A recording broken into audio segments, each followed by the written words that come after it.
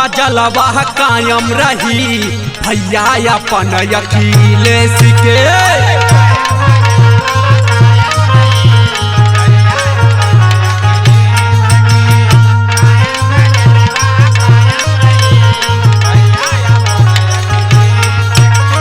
भैया अपन अखिलेश के, भैया अपन अखिलेश के कायम बजलवा कायम रही भैया अपन अखिलेश के।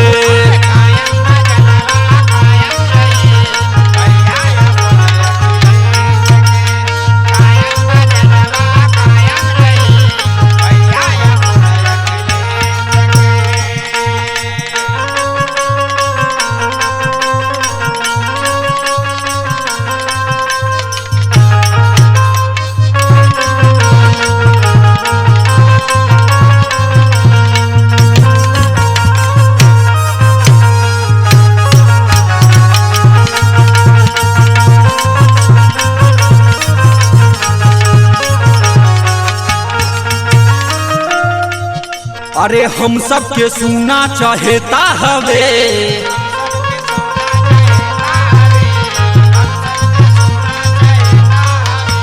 नेता मुलायम जी के बेटा हवे।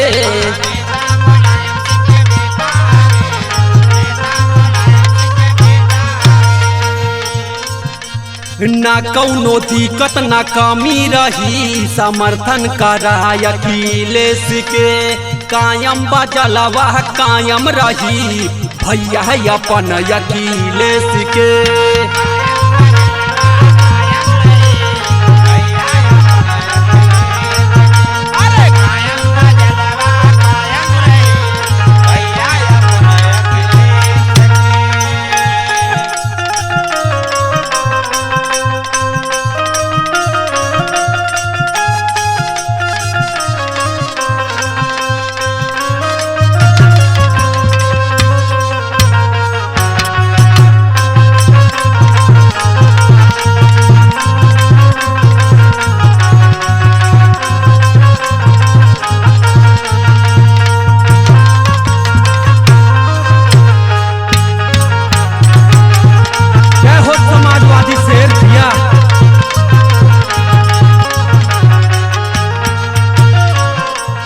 करी है विकास यदि सत्ता में आई हैं,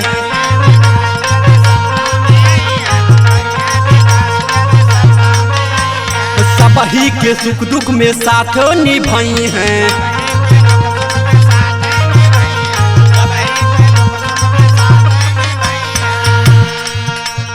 विकसित अपन परदेश रही समर्थन करा अखिलेश के।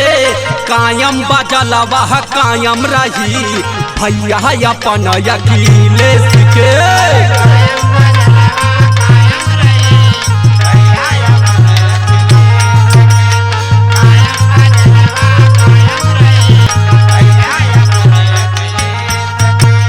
कायम बजलवा कायम रही भैया अपन अखिलेश के।